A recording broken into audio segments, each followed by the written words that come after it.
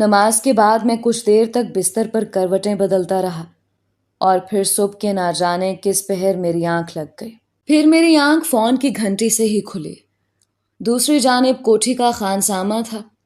اس نے مجھے بتایا کہ وہ 2 مرتبہ پہلے بھی میز پر ناشتہ لگا چکا ہے، لیکن جب خلاف معمول میں اپنے وقت پر باہر نہیں نکلا تو اسے تشویش ہوئی، لہٰذا اس نے میری طبیعت کا پوچھنے اور ناشتہ لگانے کی اجازت طلب کرنے کے لیے فون کیا ہے۔ میں باہر نکلا تو شہریار پہلے ہی سے باہر کھلتی کھڑکیوں کے قریب کھڑا نہ جانے خلا میں کیا گھور رہا تھا۔ میرے قدموں کی آہٹ سن کر وہ میری جانب پلٹا۔ تم نے ٹھیک کہا تھا عبداللہ، سچ ہمیشہ ہمارے آس پاس موجود ہوتا ہے، ہم خود ہی نہ جانے کہاں بھٹکتے رہتے ہیں۔ میرا سچ بھی میرے سامنے آ گیا ہے۔ مجھ سے شروع میں بات کرنے والی شانی نہیں تھی۔ میں جن سنہرے خوابوں اور کومل جذبوں کے دھارے میں بہہ رہا تھا، انہیں الفاظ کی صورت دینے والی خواب گر کوئی اور نہیں، دھانی ہی تھی۔ ہماری زندگی میں پیش آنے والے بعض حقائق ایسے بھی ہوتے ہیں جن کا مکمل ادراک ہونے کے باوجود ہم ان کے پیش آنے پر کچھ اس جھٹکے سے چونکتے ہیں جیسے وہ حقیقت نہیں کوئی انہونی ہو۔ ٹھیک اس وقت میرا حال بھی کچھ ایسا ہی تھا۔ حالانکہ میرے ذہن کے کسی گوشے میں یہ بات گزشتہ شام ہی سے گردش کر رہی تھی کہ شانی کی اس پہلو تہی اور خاموشی کے پیچھے کوئی ایسی ہی کہانی ہوگی، لیکن شہریار کی زبانی یہ بات سن کر چند لمحے کے لیے میں گنگ سا رہ گیا۔ شہریار کی آنکھیں بتا رہی تھیں کہ وہ ساری رات سو نہیں پایا۔ میں تیزی سے اس کی جانب بڑھا۔ تو کیا تم نے براہ راست شانی سے سوال کر ڈالا؟ نہیں، اس کی نوبت ہی نہیں آئی۔ کل رات میری کہانی کا پلاٹ سن کر شاید شانی کو بھی اس حقیقت کا احساس ہو گیا تھا کہ میں رویوں کے اس فرق کو پہچان گیا ہوں۔ وہ بہت شرمندہ تھی کہ یہ بات بتانے میں اسے اتنی دیر لگی، حالانکہ اس کی اپنی نیت بھی یہی تھی کہ وہ کسی مناسب موقع پر یہ راز کھول دے گی کہ شہریار کو شروع میں فون کرنے والی شانی نہیں دھانی تھی، اور پھر جب شہریار کی پسند ان دونوں بہنوں پر کھلی تو شانی نے از خود فون پر دھانی کی جگہ لے لی، کیونکہ دھانی کے بقول اس کے شہریار کے لیے صرف بطور ایک اچھے لکھاری پسندیدگی کے جذبات تھے، جبکہ شانی پہلی نظر ہی میں شہریار کی شخصیت سے متاثر ہو چکی تھی۔ لیکن وہ دونوں ہی شاید یہ جان نہیں پائیں کہ شہریار لفظوں کا اسیر ہے۔ اس کی رگوں میں لفظ زندگی بن کر دوڑتے ہیں اور اس کی سانسوں میں خون نہیں، لفظ رواں ہیں۔ اس کے دل کو فتح کرنے والی وہ پہلی آواز جس نے حسین لفظوں سے خیال کی سنہری وادیوں تک کا سفر شہریار کی انگلی پکڑ کر طے کیا تھا، وہ صرف چند میٹھے بول نہیں تھے، وہ ایک فریکوینسی تھی جس نے ان دونوں کو جوڑ کر ایک ایسے نقطے پر پہنچا دیا جہاں سے ان کا وہ سفر شروع ہوتا تھا، جس کے راستے اور منزلیں سب ایک تھے۔ لیکن دھانی کے جانے کے بعد شانی وہ فریکوینسی برقرار نہیں رکھ سکی۔ وہ 2 انسان جن کے درمیان محبت کے تار جڑے ہوتے ہیں، ان کے جذبوں کی لہریں ہوا کے دوش پر ضرور کسی ایک اور خاص مقام پر ملتی ہوں گی، جیسے ریڈیو کی شارٹ ویو میڈیم لہر کی فریکوینسی نہیں پکڑ سکتی، اور اسی طرح لانگ ویو شارٹ ویو کے لہروں پر جڑے اسٹیشن پکڑ نہیں پاتی۔ حالانکہ یہ تینوں لہریں اسی فضا میں ہمہ وقت موجود رہتی ہیں، لیکن ان کے دائرۂ کار مختلف ہیں۔ محبت کے جگنو بھی ہر لمحہ ہوا میں تیرتے اور جگمگاتے رہتے ہیں، لیکن کس جگنو کی چمک کس اندھیرے دل کا مقدر بن کر اس انسان کی زندگی میں اجالے بھر دے گی، اس کا فیصلہ وہ فریکوینسی کرتی ہے جس کے ملے بنا دنیا کا ہر ملن ادھورا رہ جاتا ہے۔ ہاں، البتہ شاید محبت کی یہ جگنو فضا میں تیرتے ہوئے اپنی جگہیں بعض مرتبہ بدل بھی دیتے ہیں، ایک لہر کی تہہ سے نکل کر سفر کرتے ہوئے دوسری لہر میں بھی جا ملتے ہیں۔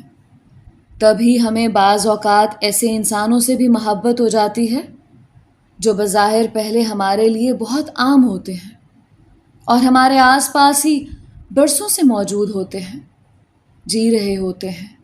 مجھے ایک اور عجیب سی حقیقت کا ادراک بھی ہوا۔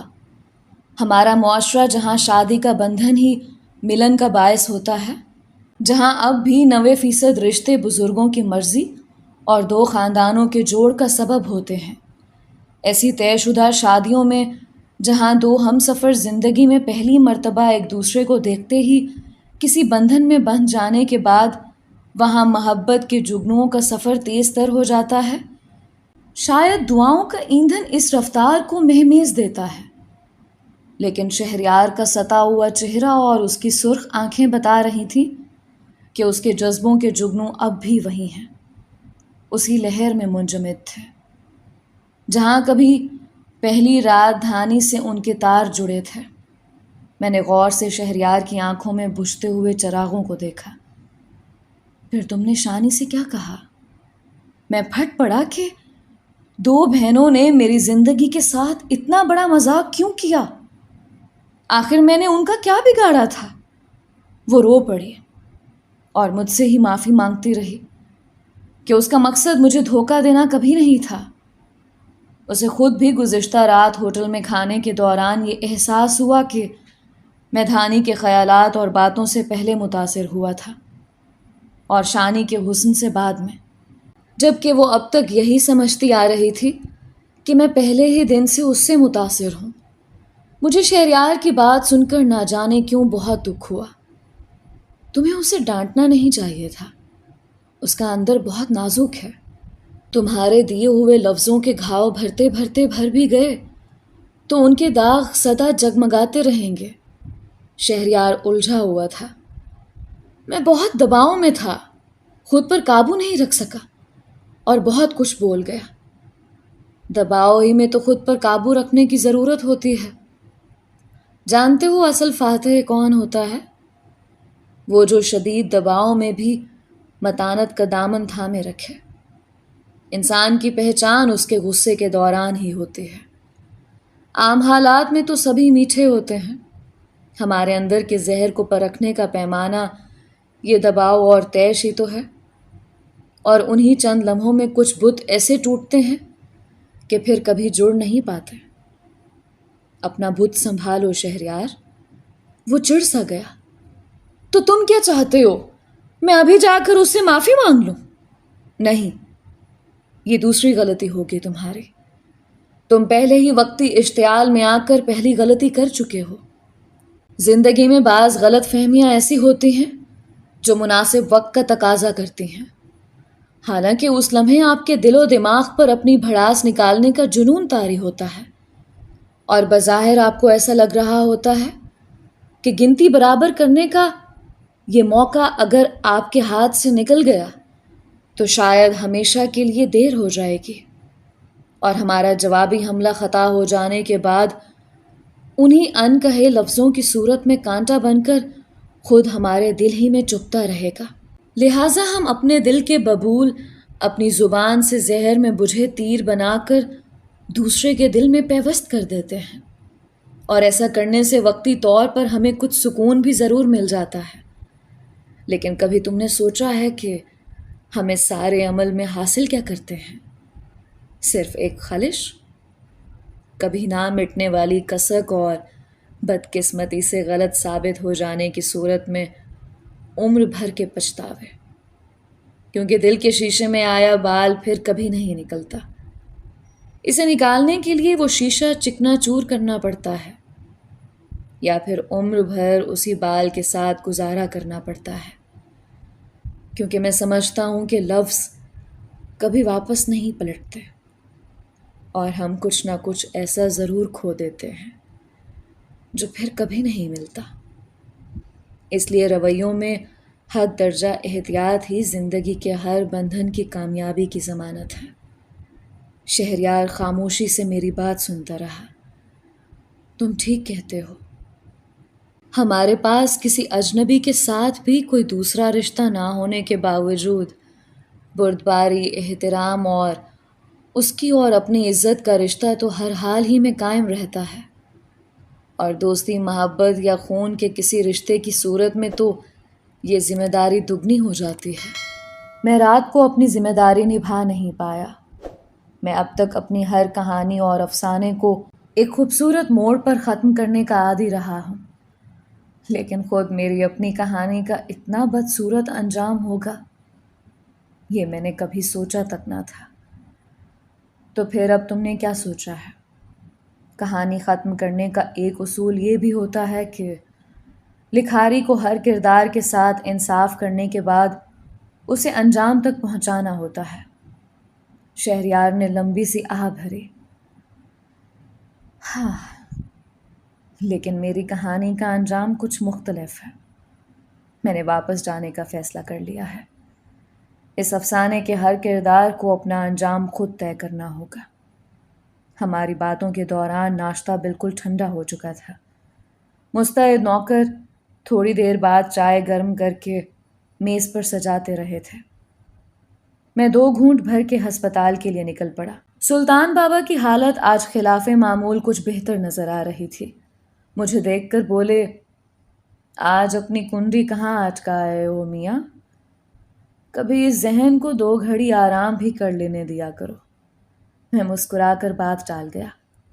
جانے وہ اتنی آسانی سے چہرے کی سلیٹ کیسے پڑھ لیتے تھے، یا پھر میری جبیں کی شکنیں ہی کچھ ایسی تھیں کہ میرے اندر برستی ہر بارش لفظوں کی صورت کی قطروں کی طرح ٹپکتی اور پھسلتی رہتی تھی۔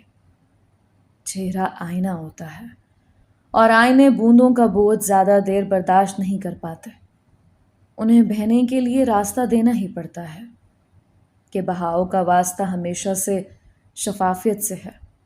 سلطان بابا کو اب ہسپتال سے خارج ہونے کی فکر ستا رہی تھی۔ میں نے وجہ پوچھی تو کہنے لگے کہ یہاں سے بہت دور ملک کے مغربی ساحل پر کوئی درگاہ ہے جہاں پہنچنا ضروری ہے۔ میں چونک سا گیا۔ ساحل اور درگاہ کا نام سن کر مجھے اچانک ہی اپنا شہر اور زہرا سے ساحل پر ہوئی پہلی ملاقات یاد آ گئی۔ میرا شہر مشرقی ساحل پر تھا اور سلطان بابا مغربی ساحل کی جانب بسے ہوئے شہر کی طرف کوچ کرنے کا ارادہ رکھتے تھے۔ انہی لہروں کے دوسرے پار وہ بھی تو رہتی تھی۔ اس سمندر کے 2 کناروں کی لہریں بھی تو آخر کبھی نہ کبھی ایک دوسرے سے مل جاتی ہوں گی۔ جانے ہمارے مقدر کی لہریں کب آپس میں جڑ پائیں گی۔ میں نہ جانے کن خیالات میں کھویا ہوا تھا کہ مجھے سلطان بابا کی آنکھ لگنے کی خبر بھی نہ ہو سکی۔ سپہر کو شیخ صاحب کا ڈرائیور مجھے لینے آیا تو میں چاہتے ہوئے بھی اسے واپس نہیں بھیج پایا۔ یہ سلاخیں اور قید خانے ہمیں قید کر پاتے ہوں گے، اصل قید تو مروت اور وزاداری کی ہوتی ہے۔ میں گھر پہنچا تو ہلکی بوندا باندی شروع ہو چکی تھی اور شاید موسم کی انہی تیوروں کے باعث آج بڑے والے شیشے کے کمرے میں چائے کا اہتمام کیا گیا تھا۔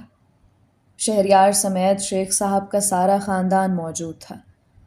برستے موسم کی مناسبت سے ہلکے پھلکے پکوان میز پر سجائے جا رہے تھے۔ ہمارے اندر موجود ذائقوں کا تعلق باہر کے موسموں سے کیسے جڑا ہوتا ہے، یہ میں کبھی سمجھ نہیں پایا۔ دونوں بہنوں اور شہریار کے رویے میں تناؤ ان کے بے حد چھپانے کے باوجود محسوس کیا جا سکتا تھا۔ شیخ صاحب نے بھی غور سے ان تینوں کی طرف دیکھا۔ کیوں بھائی، کوئی سرد جنگ چل رہی ہے کیا؟ تم تینوں ہی آج بے حد خاموش ہو۔ وہ تینوں ہی کچھ گڑبڑا سے گئے۔ شہریار جلدی سے بولا، ایسی تو کوئی بات نہیں، بس کبھی کبھی موسم کچھ بولنے کی اجازت ہی نہیں دیتا، لفظ خود بوندیں بن کر بہہ جاتے ہیں۔ شیخ صاحب کی زبان سے بے ساختہ داد نکلی۔ بھائی واہ، کیا بات کہی ہے، خاموشی کا حق ادا کر دیا۔ کبھی ہم بھی ان برستی بوندوں کے لیے کچھ ایسے ہی خیالات رکھتے تھے۔ عبداللہ میاں، تم ہی کچھ کہو، ان تینوں سے تو بارش نے شرط باندھ رکھی ہے۔ دھانی نے چونک کر باپ کو دیکھا۔ شیخ صاحب تناؤ محسوس کرنے کے باوجود بڑی خوبصورتی سے بات ٹال گئے تھے۔ میں نے بات جوڑی، مجھے ایسا لگتا ہے کہ کچھ موسم ایسے ہوتے ہیں جو ہم سے تمام گلے شکوے بھلا کر بس اس موسم میں ڈوب جانے کا تقاضا کرتے ہیں کہ موسم تو ایک نعمت کی طرح ہوتا ہے، کفران نعمت ہو تو موسم ہم سے روٹھ جاتے ہیں، اور پھر بہت دنوں تک وہ ہمارے کمرے کی کھڑکی پر دستک نہیں دیتے، بس دبے پاؤں خاموشی سے باہر ہی سے گزر جاتے ہیں۔ اب چونکنے کی باری شاہانہ کی تھی، جبکہ میرا مخاطب شہریار تھا، جس نے ہلکے سے نظر اٹھا کر میری جانب دیکھا اور پھر چائے کی پیالی سے اٹھتی بھاپ کے عقب میں گم ہو گیا۔ باہر گرتی بوندوں نے اب باقاعدہ جل تھل کی شکل اختیار کر لی تھی۔ باہر باغیچے میں ایک کھلی جگہ پر پانی کا جوہر سا بنتا دیکھ کر میرا بہت شدت سے جی چاہا کہ میں کاغذ کی ایک چھوٹی سی کشتی بنا کر اس پانی میں چھوڑاؤں اور پھر اپنے بچپن کی طرح ہاتھ کی چھتری بنا بنا کر گھنٹوں خود بھیگ کر اس کشتی کو بھیگنے سے بچاتا رہوں، حتیٰ کہ شام ڈھل جائے اور سرمئی بادلوں کی چمپئی اندھیرے میں مما کہیں سے مجھے ڈھونڈتے ہوئے وہاں نکل آئیں، اور میں ان کی انگلی تھامے ہوئے گھر کی جانب جاتے ہوئے بھی مڑ مڑ کر اپنا سفینہ ڈوبتے دیکھ کر آنکھوں سے موٹے موٹے آنسو ٹپکاتا رہوں۔ اتنے برس گزر جانے کے بعد بھی میں آج تک یہ سمجھ نہیں پایا تھا کہ کاغذی سفینوں کو تو ڈوب ہی جانا ہوتا ہے، پھر چاہے وہ سفینہ کسی نازک رشتے ہی کا کیوں نہ ہو، جیسے اس وقت شانی اور شہریار کے رشتے کی کشتی ڈوب رہی تھی۔ ہم کسی کے کتنے بھی قریب کیوں نہ چلے جائیں، کسی کو کتنا ہی اپنا کیوں نہ مان لیں، اگر وہ رشتہ کاغذی ہو تو سفینے ڈوب ہی جاتے ہیں، لفظ روٹھ جاتے ہیں۔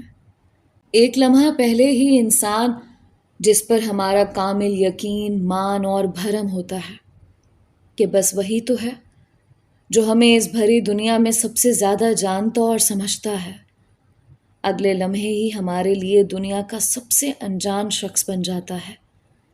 میں آج تک یہ معمہ حل نہیں کر پایا تھا کہ بے انتہا اپنائیت کا وہ بھرم جھوٹا ہوتا ہے یا پھر اچانک ہی بیچ میں در انداز ہو جانے والی اس بیگانگی اور اجنبیت کا یہ احساس سچا۔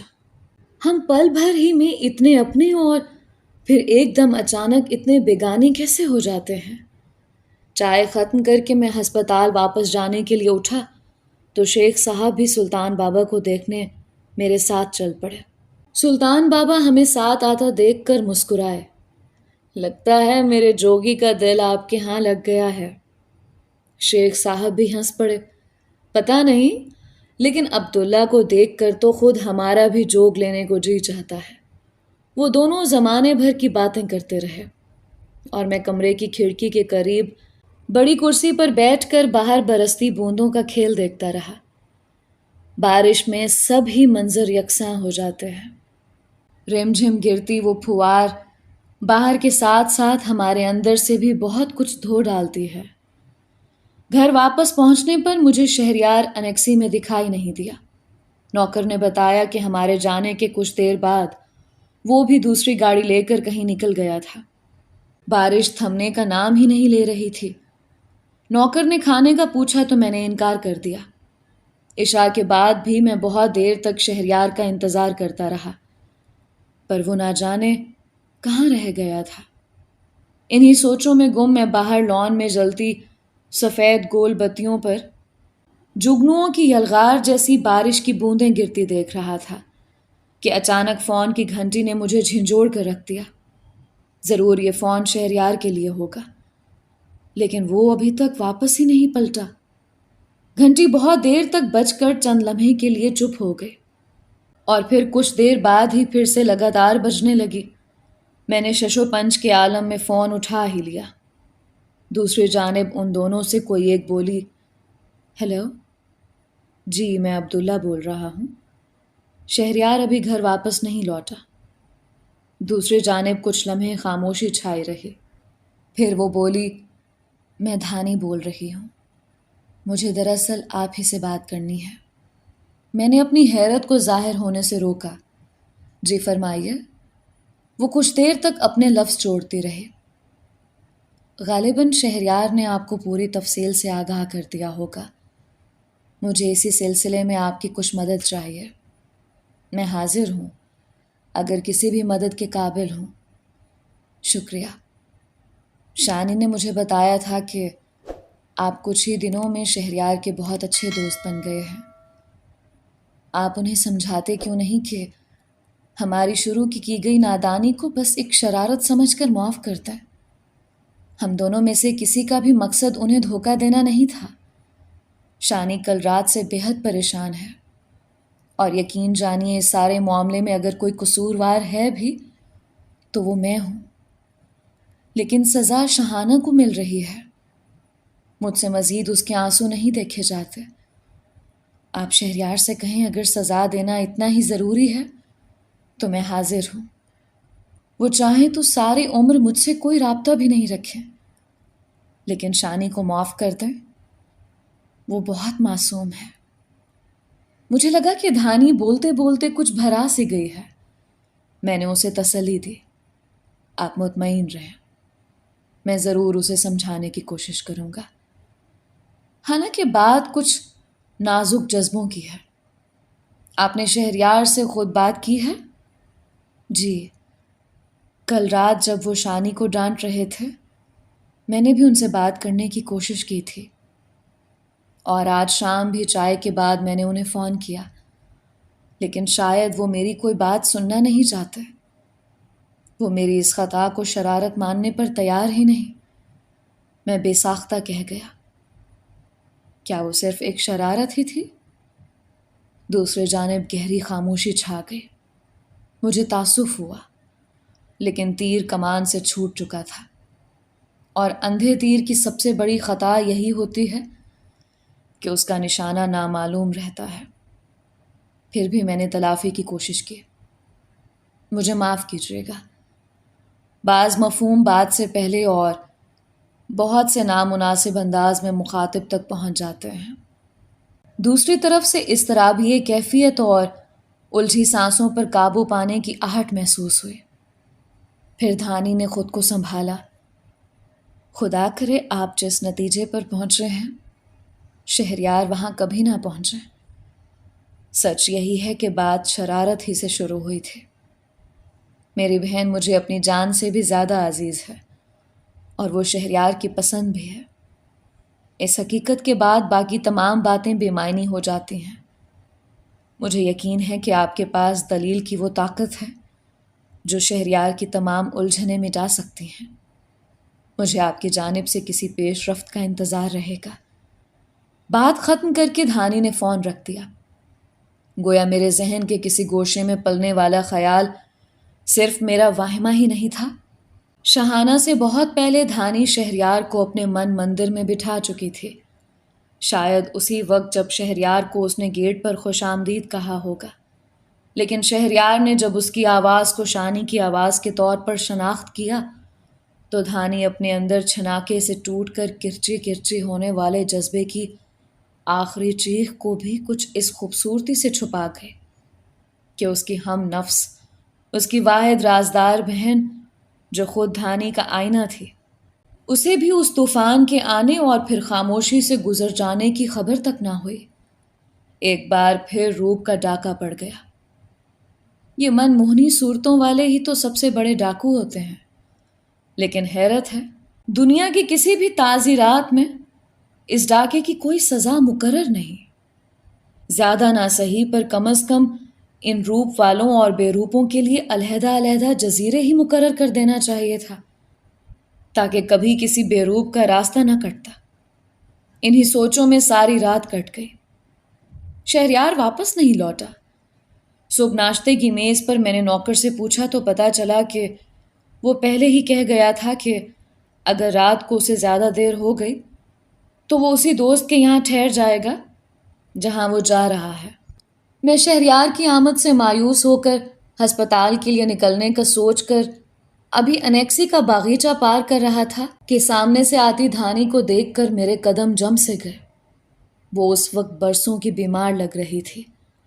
قریب آنے پر میں نے اسے سلام کیا اور جواب دینے کے بعد وہ اچانک ہی اس الجھن کا شکار ہو گئی جو کسی بھی فیصلے کے آخری لمحات میں کچھ پل کے لیے ہمارے قدم ڈگمگا سی دیتی ہے. آخر میں نے بات شروع کی۔ شہریار رات کو واپس نہیں لوٹا، لیکن آپ مطمئن رہیں میں ملتے ہی ضرور اسے بات کروں گا۔ جی میں جانتی ہوں، دراصل میں کچھ اور کہنا چاہ رہی تھی۔ دراصل وہ اپنے لفظوں سے زیادہ وہ خود الجھی ہوئی لگ رہی تھی۔ اس کی پلکیں جھک گئیں۔ کیا شہریار نے آپ سے کوئی بات کی تھی؟ میرا مطلب ہے کیا وہ مجھ سے بہت زیادہ ناراض ہیں؟ میں ناراضی سے زیادہ اسے ایک بے نام الجھن کہوں گا۔ شہریار ان لوگوں میں سے ہے جن کے دل کی کنجی لفظ ہوتے ہیں۔ ان کے من کے دروازے الفاظ کی چاہتوں سے کھلتے ہیں۔ آپ نے وہ سارے دروازے کھول ڈالے، لیکن کسی اور کو اس کے من میں دھکیل کر خود دل کے دروازے سے ہی واپس پلٹ گئی۔ شہریار اس وقت دستک دینے والے اور اندر آنے والے مہمان کے فرق کی الجھن کا شکار ہے۔ اسے کچھ وقت ہے، وہ اس کشمکش سے ضرور باہر نکل آئے گا۔ دھانی کی جھکی پلکیں میری بات سن کر بہت دیر تک اٹھ نہیں پائیں۔ پھر جب وہ بولی تو مجھے یوں لگا کہ ساری کائنات اس کے اندر کے درد میں ڈوب ہی تو جائے گی۔ کوئی بھی مہمان دروازے پر دستک دے کر خود واپس پلٹنا نہیں چاہتا، اور پھر یہ دستک تو زندگی میں شاید پہلی اور آخری بار ہی دی جاتی ہے۔ لیکن اگر اندر سے میزبان کون پوچھنے کے بجائے کسی اور مہمان کا نام لے کر بآواز بلند صرف اسی کو خوش آمدید کہے، تو کسی بھی وزادار مہمان کو پلٹ ہی جانا چاہیے۔ میں نے چونک کر اپنے سامنے سر جھکائے اس دھان پان سی سانولی سلونی کو دیکھا۔ سچ ہے، ظرف کسی روپ کا محتاج نہیں ہوتا۔ میں نے اسے مزید کھوجا۔ اندر بلانے والے میزبان کو اپنی پہچان بھی تو کروائی جا سکتی تھی۔ کبھی کبھی اچانک نئے آ جانے والے مہمان بھی تو اسی تحیر اور خوشی کے ساتھ لبیک کہے جاتے ہیں۔ اس نے اپنی بھیگی نظر اٹھائی۔ درد، شکوہ، قسمت سے گلہ اور اپنی بے بسی کا افسوس، کیا کچھ نہیں تھا اس ایک نظر میں؟ نہیں، کم از کم میرے معاملے میں یہ انہونی ناممکن تھی۔ میں بچپن سے ان سب چیزوں کی عادی ہو چکی ہوں۔ آپ نے ٹھیک کہا کہ شہریار کے من کی کنجی لفظ ہیں، لیکن ان کے دل کا راستہ بھی ان کی نظر سے ہو کر ہی گزرتا ہے۔ تبھی میرے لفظوں کی دستک کے باوجود انہیں باہر وہی نظر آیا جسے ان کی نظر نے سراہا تھا۔ رنگ، روپ اور حسن کی طاقت سے کسے انکار ہے؟ اور یقین جانے شانی کے لیے ایسی ایک دستک تو کیا، میری 1000 زندگیاں بھی قربان ہو جائیں تو یہ میرے لیے کسی اعزاز سے کم نہیں، کیونکہ ایسی بہن نصیب والوں ہی کو ملتی ہے۔ وہ بہت نازک ہے، بہت معصوم ہے، اور چاہے انجانے ہی میں صحیح، پر اب وہی شہریار کے دل کی مکی ہے، اور یہی اس کی خوشی ہے، اور میں اپنی بہن کی خوشی کے لیے اپنی آخری سانس بھی گروی رکھ سکتی ہوں۔ میں نے غور سے اسے اپنے لرزتے وجود کو سنبھالنے کی کوشش کرتے ہوئے دیکھا۔ یقیناً شہانہ بھی آپ سے اتنی ہی محبت کرتی ہوں گی، کیونکہ میں نے آپ دونوں کو ایک جان دو کالے پایا ہے۔ پھر آپ کو نہیں لگتا کہ آپ نے اپنی پہلی دستک ان سے چھپا کر کوئی بے ایمانی کی ہے؟ نہیں، میں نے ہی اسے یہ سمجھایا تھا کہ اگر شہریار کا دل اس کی جانب مائل ہے تو شانی کو بھی اپنے دل سے رائے لینی چاہیے۔ اس کا دل اگر شہریار کو محرم مانتا ہے تو پھر اسے بھی قدم بڑھانے میں دیر نہیں کرنی چاہیے، اور شہانہ نے یہی کیا، کیونکہ وہ خود کہیں اندر سے شہریار کو اپنا مان چکی تھی۔ دھانی کے کانپتے وجود کی لرزش بڑھنے لگی، گویا معاملہ قربانی دینے کا ہے۔ اس نے شکوہ بھری نگاہ ڈالی۔ اگر یہ قربانی ہی ہے تو یہ قربانی میں اپنے جنم ہی سے دیتی چلی آ رہی ہوں۔ معاملہ اگر خوبصورت لفظوں ہی تک محدود ہوتا تو شہریار کی پہلی نظر مجھ ہی پر پڑتی، لیکن مجھ جیسوں کو شاید خود کو مکمل کرنے کے لیے خوبصورت خیالات اور دانش کی بے ساکھی کی ضرورت پڑتی ہے۔ خوبصورت لوگوں کی زبان سے نکلا ہر لفظ خود حسین اور ہر خیال حسین تر ہو جاتا ہے۔ میں کتابی دنیا میں رہنے والی لڑکی نہیں ہوں، نہ ہی میں نے کبھی کسی خصوصی سلوک کی توقع ہی کی ہے۔ ہاں، میرے اندر میرے اپنے تخیل کی دنیا ضرور آباد ہے۔ جانے اس بار میرا دل کیسے بھٹک گیا اور شہریار کے دل کا دروازہ کھٹکھٹا بیٹھا۔ لیکن کیا کریں، دل پر زور بھی تو نہیں، اور اس دل کو بھٹکانے میں بھی شہریار جیسے ادیبوں اور شاعروں کا بہت بڑا ہاتھ ہوتا ہے۔ یہی ہمارے دل کی بجھی راکھ کو اپنے جادو بھرے لفظوں سے کرید کر اس میں دبی چنگاریاں بھڑکاتے ہیں، اور پھر ہمارا دل باغی ہو کر ہم سے بس ایک ہی سوال کرتا ہے کہ کیا بدصورت لوگوں کو محبت کرنے کا حق نہیں ہوتا؟ کیا کم روپ والوں کا دل کچھ کم دھڑکتا ہے؟ یا سادہ چہرے والوں کے اندر کے جذبے بھی بے رنگ اور سادہ ہوتے ہیں؟ قدرت نے یہ کیسا نظام بنا رکھا ہے کہ روپ بانٹتے وقت تو ترازو اوپر نیچے ہو جاتا ہے، لیکن جذبے، کسک اور خلش بانٹتے وقت پیمانہ یکساں رکھا جاتا ہے۔ کیوں ہمارے اندر چاہنے اور چاہے جانے کی اس لازوال خواہش کا پیمانہ ہمارے رنگ و روپ کے مطابق کم یا زیادہ نہیں رکھا گیا؟ اگر چاند اور ستارے توڑ لانے کے دعوے صرف روپ والوں کے لیے مخصوص ہیں، تو پھر ہم جیسوں کے لیے ایک اور فلک کیوں نہیں تخلیق کیا گیا، جہاں جگمگاتے تارے اور چاند نہ سہی، چند چلے انگارے کچھ مدھم جگنو ہی ٹانک دیے ہوتے؟ کیوں ہمارے فلک کے مقدر بھی ہمارے نصیب کی طرح صرف سیاہی لکھتی گئی ہے؟ دھانی بولتے بولتے ہانپنے لگ گئی۔ شاید عمر بھر کا لاوا تھا جو آج میرے سامنے بہہ نکلا۔ ایک آنسو دھانی کی آنکھ سے ٹپکا اور اس کی قدم بوسی کر گیا۔ پیچھے سے آہٹ بلند ہوئی تو شانی کسی ستون کی آڑ میں جانے کب سے کھڑی ہماری ساری باتیں سن رہی تھی۔ دھانی کا رنگ اسے دیکھ کر مزید پیلا پڑ گیا۔ شانی اپنی بہن کی جانب لپکی اور پھر اگلے ہی لمحے دونوں بہنیں ایک دوسرے کو گلے لگا کر بلک بلک کر رو رہی تھی۔ میری پلکیں بھی نم ہو گئیں۔ مجھے یوں لگا جیسے آج پوری خدائی رو رہی ہے۔